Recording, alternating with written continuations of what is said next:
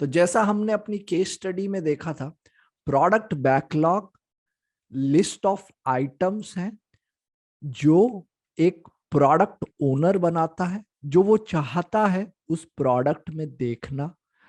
अब इस product backlog में फीचर्स होते हैं, जैसा हमने अपने यूज केस में देखा था कि लिविंग रूम में हमें क्या क्या चीजें चाहिए। हमें काउच चाहिए, हमें टीवी कैबिन चाहिए, हमें डाइनिंग टेबल चाहिए।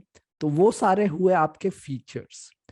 इसके बाद प्रोडक्ट ओनर ये डिसाइड करता है कस्टमर से बात करके कि कौन कौन से हाई प्रायोरिटी आइटम है जो हम आपके लिए पहले करें, और अगर कुछ आइटम लो प्रायोरिटी है तो हम उसे बाद में भी कर सकते हैं। जैसे अगर आपने कोई घर लिया, जैसे हमारे यूज केस में आपने अगर घर लिया और आपको बेड जरूरी है चाहिए, तो आपका जो वो बेड हाई प्रायोरिटी होगा। और ऐसा हो सकता है कि आपको बुक शेल्फ लो प्रायोरिटी या मीडियम प्रायोरिटी है, क्योंकि अगर वो 1 महीने बाद भी आया, 1 महीने बाद भी लगा, तो भी आप काम चला सकते हैं।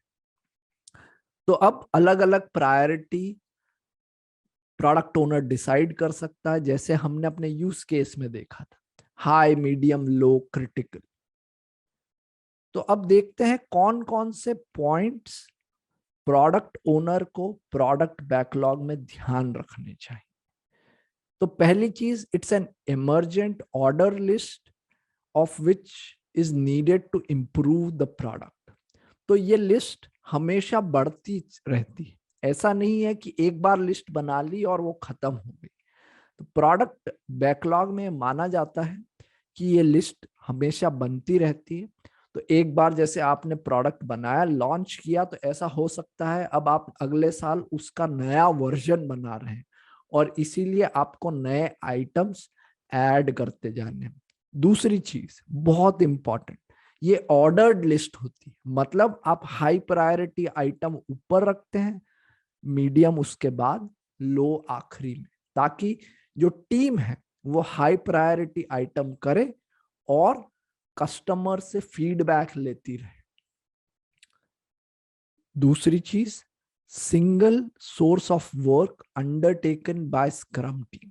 तो स्क्रम टीम को कोई भी काम करना है, जो डेवलपर्स हैं वो इसी आइटम लिस्ट से काम करेंगे। अगर कोई नया काम आता है तो पहले वो इस लिस्ट के अंदर जाता है, बाद में वो स्प्रिंट प्लानिंग के दौरान स्क्रम टीम के पास जाएगा।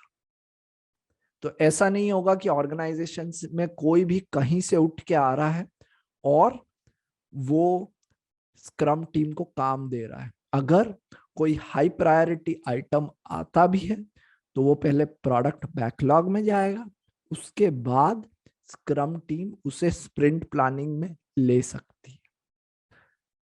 Product backlog refinement is an act of breaking down and further defining product backlog item into precise items.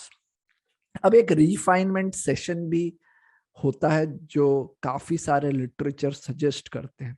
इसका मतलब ये है कि ना केवल एक सिंगल लाइन लिखना, बल्कि उसको ज्यादा से ज्यादा डिस्क्राइब करना। जैसे हमने अपने यूज केस में देखा था, जहां पे हमने न सिर्फ वो फीचर डिफाइन किया था, बल्कि उसका एक्सेप्टेंस क्राइटेरिया अलग अलग यूजर पॉइंट ऑफ व्यू से भी डिफाइन किया था। और ये प्रोडक्ट रिफाइनमेंट सेशन के दौरान होता है। This is an ongoing work to add details, description, order and size.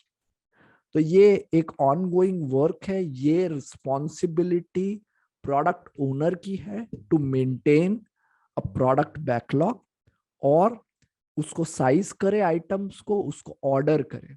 अगर आपने यूज केस वाला वीडियो नहीं देखा तो मैं रिकमेंड करूंगा पहले वो वीडियो देखें, और बाद में ये थियोरेटिकल एस्पेक्ट आपको बहुत जल्दी से समझ में आ जाएगा।